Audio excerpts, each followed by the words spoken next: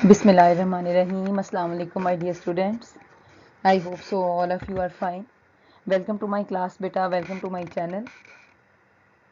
You know that alhamdulillah हम chapter number 3 complete कर चुके हैं. अब हमने इस लेक्चर में चैप्टर नंबर 3 की रिव्यू एक्सरसाइज करनी है. Is it clear? Chapter number 3 आपको पता है बहुत ईजी है as compare to chapter number 1 या चैप्टर नंबर 2. और वैसे भी जो चीज़ कर ली जाए करने के बाद वो हमेशा ईजी होती है, और जब हम कर रहे होते हैं तो हमें वो डिफ़िकल्ट लग रही होती है. ऐसा ही है, ठीक है. इस लेक्चर को स्टार्ट करने से पहले बेटा आज मैं आपको एक स्टोरी आप कह लें सुनाना चाहूँगी. पहले आप मेरे से वो स्टोरी सुने, उसके बाद इंशाल्लाह हम चैप्टर नंबर 3 की रिव्यू एक्सरसाइज करेंगे. अच्छा बेटा, सबसे पहले तो अपने माइंड में ये रखें कि नामुमकिन कोई भी चीज़ नहीं है, ठीक है. कभी भी ये नहीं सोचना कि ये ऐसा नहीं हो सकता. Is it clear? अब देखिए, अब एक मैं आपको बताऊँ, एक गांव में ऐसे ही एक स्टोरी मैं आपको कह रही हूँ, मैं आपको बता रही हूँ. एक गांव में अच्छा कुआं था. अब एक मेंढक वहाँ से गुजर रहा था. मेंढक गुजरते गुजरते उस कुएं में गिर गया, ठीक है. दूसरा मेंढक उसको बचाने के लिए आया, वो भी कुएं में गिर गया.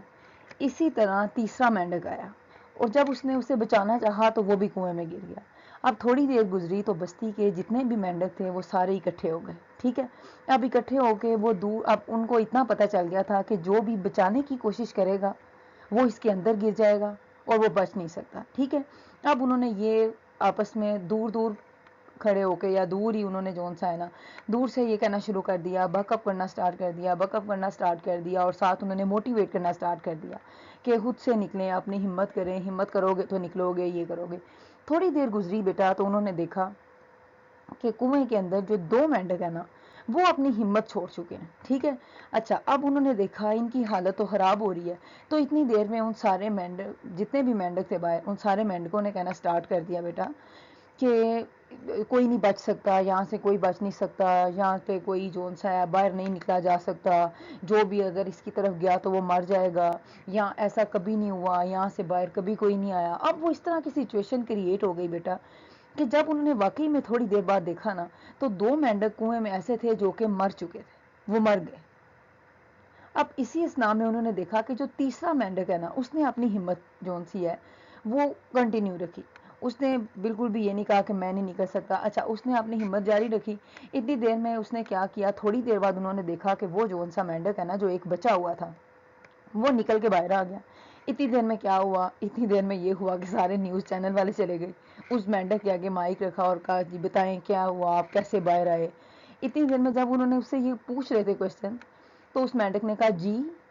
तो इसका मतलब ये था बेटा कि उसको कुछ सुनाई नहीं दे रहा था, उसको कुछ सुनाई नहीं दिया, तो वो बेचारा तो सुन ही नहीं सकता था, तो वो अपनी हिम्मत से बाहर आ गया. अगर वो इन लोगों की बातें, जैसे हम पूरी दुनिया की बातें सुनते रहते हैं बेटा, अगर वो भी बाहर से यही बातें सुनता कि मर जाओगे, निकल नहीं सकोगे, ये नहीं कर सकोगे, तो हो सकता है वो भी मर जाता. अब ये पता चला अच्छा इसने तो हमारी बातें ही नहीं सुनी, तो इसलिए ये बाहर आ गया, अपनी हिम्मत से वो बाहर आ गया. और जिन दो मेंढक ने बातें सुनी थी वो अंदर ही जौन सा है मर गए हैं. तो हमेशा याद रखें बेटा कि आप लोग जौन सा है ना, दुनिया का काम है, लोगों का काम है बातें करना. आप लोग, और जब हम सारे इतनी ज़्यादा लोगों की बातें सुनते हैं तो फिर हम अपनी ज़िंदगी को बहुत महदूद कर देते हैं, ठीक है. तो ऐसे नहीं करना बेटा. आप लोगों ने, कोई ऐसे कहते हैं, फॉर एग्जांपल अब स्टूडेंट्स हैं, स्टूडेंट्स को सब कहते हैं तुम नहीं कर सकते, तुम तो फेल हो जाओगे, तुम्हारी तो शक्ल पे लिखा हुआ है तुम नालायक हो. तो आप लोगों ने इन बातों का असर नहीं लेना, मेरी बात याद रखें. आप लोगों ने अपने जो आप लोग कर रहे हो ना अपनी मेहनत, उसको आप लोग कंटिन्यू रखें, ठीक है. किसी की बात सुनने की ज़रूरत नहीं है, आप लोग कर सकते हैं. यकीन करें, अपना यकीन मजबूत बनाएं. जब आप अपना यकीन मजबूत बनाओगे ना तो बिलीव मी, अल्लाह ताला का, अल्लाह ताला की बेटा, अल्लाह ताला ने का कानून है कि मेहनत का सिला ज़रूर मिलता है और आपकी मेहनत कभी भी रायगा नहीं जाएगी. आप लोगों ने मेहनत करना स्टार्ट कर दी है तो इंशाल्लाह बेटा उसका अजर आपको ज़रूर मिलेगा. और लोगों का काम है बातें करना, उनकी बातों का असर आप लोगों ने बिल्कुल नहीं लेना. Is it clear? आप डजंट मीन कि आप किसी की बातें सुन के तो आप हिम्मत हार के बैठ जाओ, आपको नहीं मैं तो कर ही नहीं सकता, मुझे तो हमेशा से यही कहा गया. नहीं बेटा, आप कर सकते हैं और आप करके दिखाएंगे. Is it clear? टीचर्स भी आजकल जो है वो ऐसे हैं, वो भी यही कह रहे होते हैं कि तुम्हारी तो शक्ल पे नालायक लिखा हुआ है, तुम तो कर ही नहीं सकते, तुम तो हमेशा नालायक थे, उस क्लास में भी नालायक थे। नहीं बेटा, आपके साथ जब अल्लाह ताला की जो है वो मदद है ना, अल्लाह की मदद आपके साथ है, तो आप लोग कर सकते हो। आप अपना यकीन मजबूत बनाओ, इंशाल्लाह आपकी मेहनत रायगानी जाएगी। आप लोग ज़रूर जो है वो अपने मकसद में कामयाब होंगे और आप लोग इंशाल्लाह ज़रूर कामयाब होंगे। ठीक है, हमेशा अपने आप को बेटा कभी भी नेगेटिविटी ना सोचा करें, नेगेटिविटी की तरफ जाने की ज़रूरत ही नहीं है। हमेशा पॉजिटिव रहें और लोगों की बातों का बिल्कुल असर ना लें। आप लोग कर सकते हैं, आप लोग करके दिखाएंगे। ठीक है, अपना यकीन रखें, और अगर आपका यकीन मजबूत होगा ना, बिलीव मी, आपकी नीयत अच्छी होगी ना, तो फिर बेटा आप सब कुछ कर सकते हैं। ठीक है, फिर सारी दुनिया ये गलत कह रही है, आप लोग करेंगे और करके दिखाएंगे। Is it clear?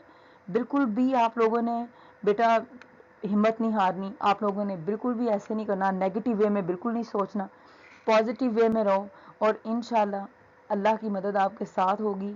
पेरेंट्स की दुआएं आपके साथ हैं, टीचर्स की दुआएं आपके साथ हैं, इंशाल्लाह आप ज़रूर कामयाब होंगे। ठीक है, किसी के इस तरह के वर्ड जो से होते हैं ना, वो हमारा यकीन बन जाते हैं। कोई इतने यकीन से कह रहा होता है, वो हमारा यकीन बन जाते हैं, तो फिर हम कहते हैं कि नहीं, हमें तब ये कहा गया था तो हमने ऐसा किया है, हमने ये करके दिखाया।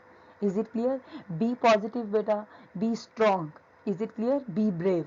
आप लोगों ने हमेशा पॉजिटिव रहना है और लोगों की बातों को बिल्कुल नहीं सोचना। कोई कह रहा है ये मुश्किल है, ये नहीं पढ़ सकता, ये नहीं कर सकता, तो बेहतर ये है पहले तो ये पूछा जाए कि जब आपने पढ़ लिया तो आप दूसरों को मिसगाइड क्यों करते हैं।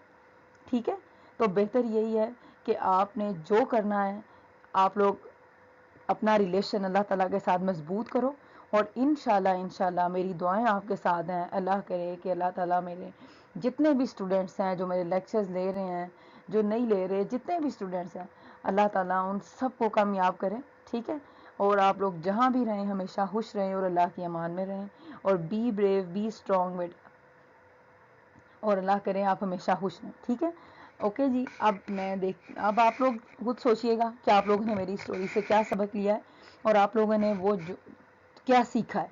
ठीक है, और अगर आपने कुछ सीखा है तो बस फिर ठीक है, फिर आप उसको अपनी नेगेटिव वे में अगर हम चले जाए ना बेटा, तो फिर हमें पॉजिटिविटी में भी नेगेटिविटी ही नज़र आती है। Is it clear?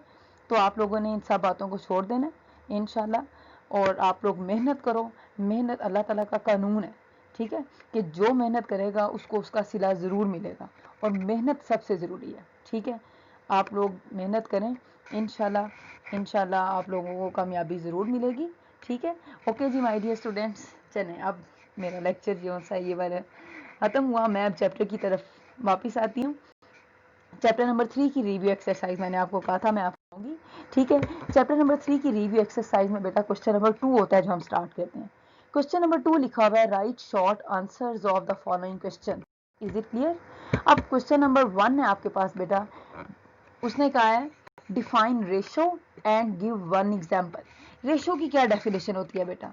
रेशो की डेफिनेशन मैंने आपको 3.1 में भी बताई थी, the relationship between two quantities of same kind. Ratio की क्या डेफिनेशन है?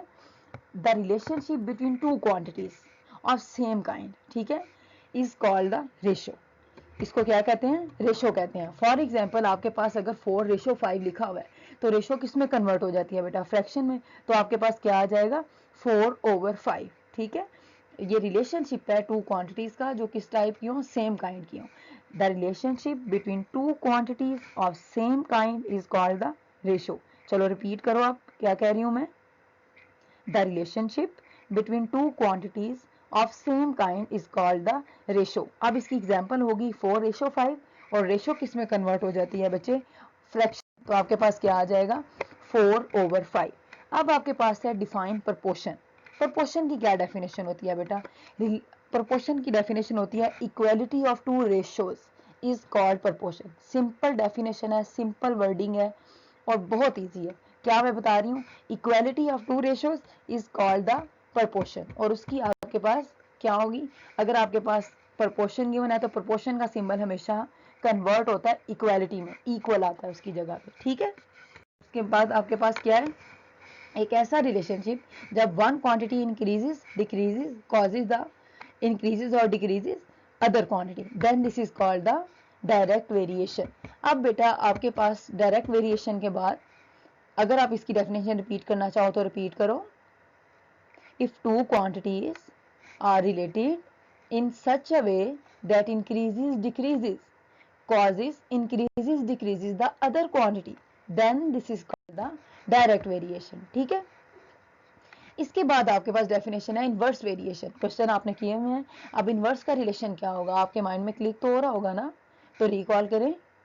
जी बिल्कुल, अगर नहीं भी आपके माइंड में क्लिक हो रहा तो मैं बता रही हूँ, जब एक क्वांटिटी इंक्रीज हो तो दूसरी क्वांटिटी क्या हो रही हो, डिक्रीज। ठीक है, और जब एक क्वांटिटी डिक्रीज हो रही हो तो दूसरी क्या हो, increase. Then this is called the inverse variation. Is it clear? If two quantities are related in such a way that when one quantity increases the other decreases is called inverse variation। Is it clear? So simple और so easy definition है, simple wording में है, रट्टा लगाने की जरूरत ही नहीं है, समझ के करें तो इंशाल्लाह आप लोगों के कॉन्सेप्ट क्लियर होंगे, तो आप इजी वे में सब कुछ हैंडल कर सकते हो। ठीक है, और बहुत बेहतर वे में हैंडल कर सकते हो। If two quantities are related in such a way that when one quantity increases the other decreases then this is called the inverse variation। is it clear? अब जो इसका फिफ्थ क्वेश्चन है बेटा वो है state theorem of componendo dividendo. अब theorem of componendo dividendo उसने कहा है, बताओ प्रूव करो कि कैसे आता है।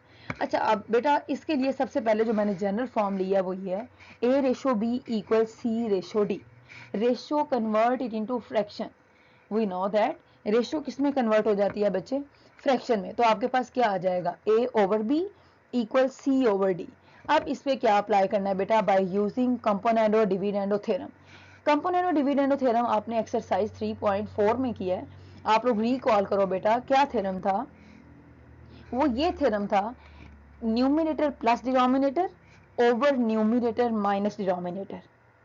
थ्योरम ऑफ कंपोनेंडो डिविडेंडो क्या होता है, न्यूमिनेटर में डिनोमिनेटर को प्लस कर दें, फिर न्यूमिनेटर में डिनोमिनेटर को माइनस कर दें। Is it clear?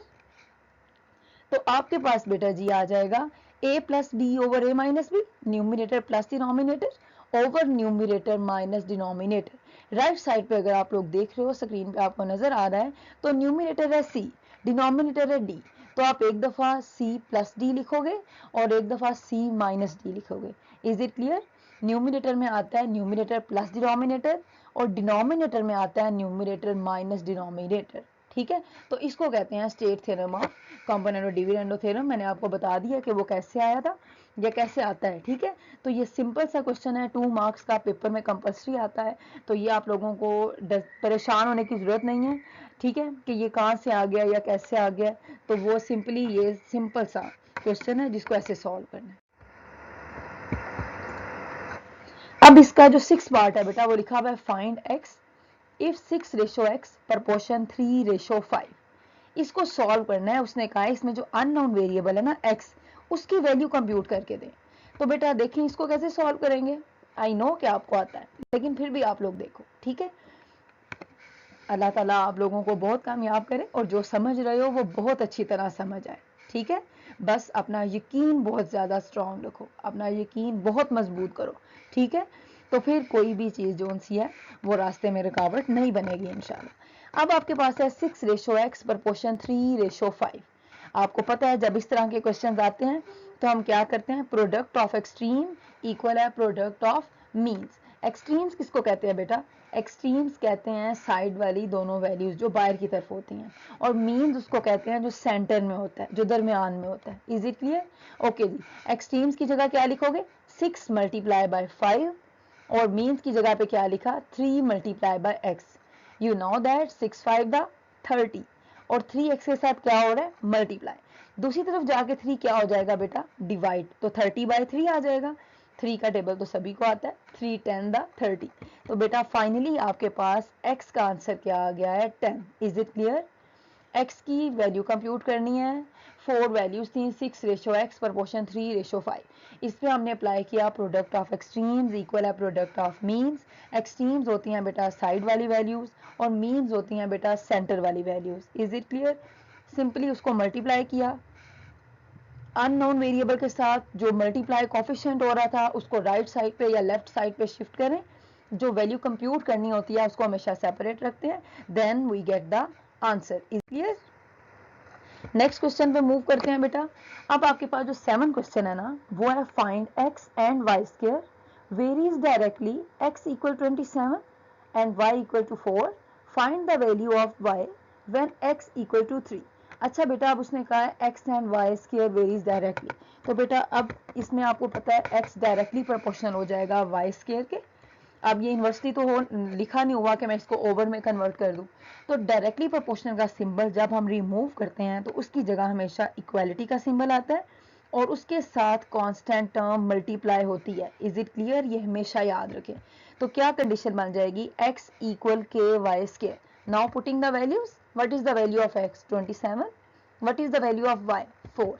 x की जगह पे हमने 27 पुट कर दिया कि एज इट इज है, y की वैल्यू 4 आ गई। अब 4 स्क्वायर क्या होता है? You know that 16। तो 27 इक्वल 16k। 16k के साथ मल्टीप्लाई हो रहा है, दूसरी तरफ जाके क्या हो जाएगा? Divide. Is it clear?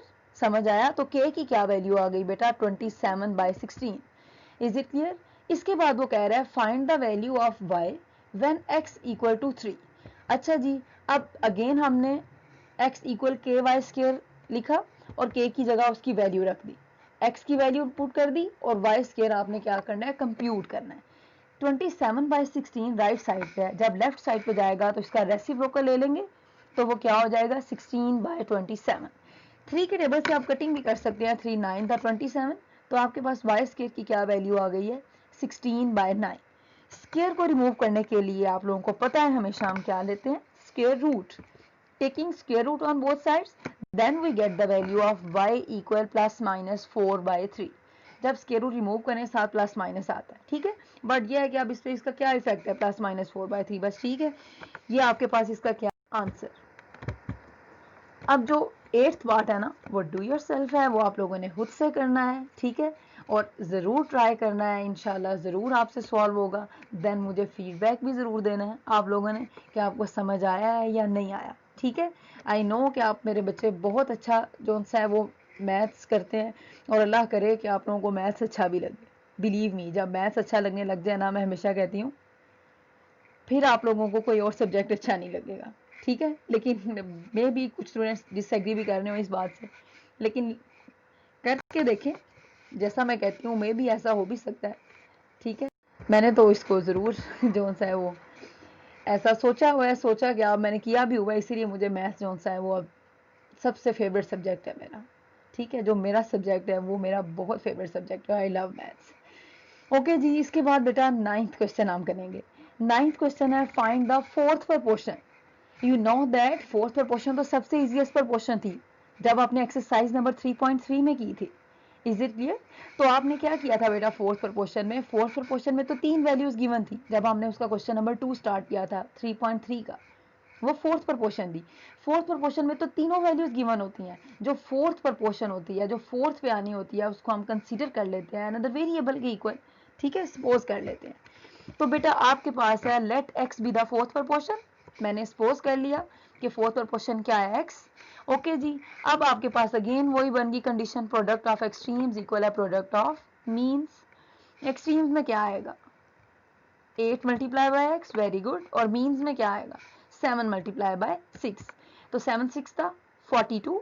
8 x के साथ क्या हो रहा है बेटा? मल्टीप्लाई। तो वो दूसरी तरफ जाके क्या हो जाएगा? डिवाइड। Is it clear? इसके बाद इसको जब आप कैंसिल करोगे तो 2 4 द 8, 2 2 द 4, 2 1 द 2, तो x equal 21/4, that is your finally answer. Is it clear? Okay जी, अब इसका जो 10th पार्ट है ना, वो लिखा हुआ है फाइंड द मीन प्रपोर्शन। अब अगर आप रिकॉल करो तो आप लोगों को याद आएगा कि मीन प्रपोर्शन का क्या मतलब होता है? सेंटर वैल्यूज, सेंटर वाली वैल्यूज जो दरमियान में लिखी हुई होती हैं उसको मीन प्रपोर्शन कहते हैं। अब वो कह रहा है फाइंड मीन प्रपोर्शन, तो इट्स मीन हमने मीन प्रपोर्शन में कोई न्यू वेरिएबल सपोज करना है, उसको let consider that x equal to mean proportion, m equal to mean proportion. तो यहाँ पे बेटा आप लिख लें let m be a mean proportion. तो मीन्स तो सेंटर में होता है, तो इट्स मीन आपने उसकी जगह क्या रिप्लेस कर दिया? m। मीन सेंटर में होता है तो सेंटर में आपने क्या रख दिया? m। 16 ratio m proportion m ratio 49। Again क्या लगेगा? Yes exactly, product of extremes equal है प्रोडक्ट ऑफ मीन्स। एक्सट्रीम्स में क्या आएगा, m into m, no, m into m center values है, ये मीन्स है, तो एक्सट्रीम्स में आएगा 16 इंटू 49, तो मीन्स की जगह पे क्या आएगा एम स्क्र। 16 को 49 से बेटा आप जब मल्टीप्लाई करेंगे तो आपके पास आएगा 784। Taking square root on both sides, जब भी स्क्वायर आए उसको रिमूव करने के लिए हम क्या ले लेते हैं बेटा, स्क्वायर रूट। तो आपके पास m की वैल्यू क्या आ रही है 28, 784 का स्क्वायर रूट होता है 28, तो साथ प्लस माइनस का symbol, that is your final answer. अब बेटा आपके पास नेक्स्ट क्वेश्चन है, find a third proportion 228 and 4, let x be a third proportion. ठीक है, अब जो सेकंड वैल्यू होती है थर्ड प्रपोर्शन में उसको हम हमेशा रिपीट करते हैं, इज इट क्लियर।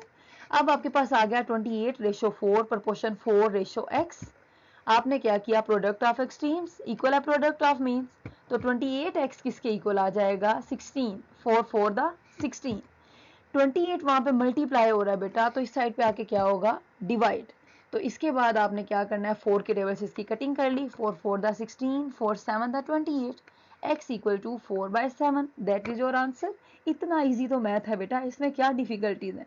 अभी तक मैंने जितने भी क्वेश्चन आपको करवाए हैं एक भी मुश्किल नहीं है, और इसके तो कोई, मैं अब आपको कहूँ 2-3 पेजेस का रट्टा नहीं लगाना आपने, कोई लॉन्ग क्वेश्चन नहीं है कि बहुत लॉन्ग आप मीन्स के याद कर रहे हो, डायग्राम बना रहे हो, टेबल बना रहे हो, लिख रहे हो थेरी, इतने ईजीएस्ट इतने सिंपल क्वेश्चन है। ठीक है, तो आप लोगों को यकीनन समझ आ रहे होंगे और अच्छा भी लग रहा हो, मैथ्स अच्छा लग रहा होगा, आई मीन। ओके ओके जी, 12 और 13 क्वेश्चन डू योर सेल्फ है, जो आप लोगों ने अपने प्यारे से हाथों से करना है, और इंशाल्लाह आप लोगों से ज़रूर हो जाएगा, और मुझे फीडबैक देना ना भूलिएगा। ठीक है, और मुझे ज़रूर बताइएगा आपको समझ आया या नहीं आया। इसके बाद मैं आपको करवाऊंगी क्वेश्चन नंबर 14, ये इन्वर्सली प्रोपोर्शनल वाला है, पता है ना आपको, ओवर में जब आ जाए तो वो इन्वर्सली प्रोपोर्शनल होता है। W इन्वर्सली प्रोपोर्शनल है 1/v², and W equal to, then V equal to 3, then find W. Is it clear? W inversely proportion 1/v², inversely का सिंबल जब रिमूव करोगे तो इक्वालिटी का सिंबल आएगा और कांस्टेंट टर्म साथ मल्टीप्लाई होगी, जिसको हम K से डिनोट करते हैं, तो हमारे पास फॉर्म आ जाएगी W equal K into 1/v², ये डॉट है, ये कोई मैंने डेसिमल नहीं लिखा हुआ, ठीक है, अप्लाई किया हुआ। अब बेटा इसमें वैल्यूज पुट करो, W की वैल्यू 2 है, K as it is, 1 as it is, V की वैल्यू 3 है, 3 का स्क्वायर क्या होता है 9, 9 यहाँ पे क्या हो रहा है डिवाइड, उस तरफ जाके क्या होगा मल्टीप्लाई, तो मैंने 2 मल्टीप्लाई बाय 9 लिख लिया, तो 2 9 द 18, आपके पास K की क्या वैल्यू आ गई 18, पुट K इन इक्वेशन 1, जब इक्वेशन 1 में रखोगे तो वो होती है W इक्वल 18/v², या W equal 18.1/v², that is your finally answer. Is it clear? कोई आपको स्टेप नहीं समझ आया, कोई भी क्यूरीज और प्रॉब्लम्स हैं तो आप लोग मेरे से पूछें, ठीक है। मेरा लेक्चर ओवर हो गया है, बस ये इसकी रिव्यू एक्सरसाइज थी जो मैंने अपने बहुत अच्छे स्टूडेंट्स को करवा दी है। आप लोग thank you so much for watching my video my dear students, stay blessed always. Allah ताला आप लोगों को बहुत कामयाब करे, मेरी बहुत दुआएं आपके साथ हैं और मुझे अपनी दुआओं में ज़रूर याद रखा करें। अल्लाह हाफिज़, फ़ी अमानिल्लाह।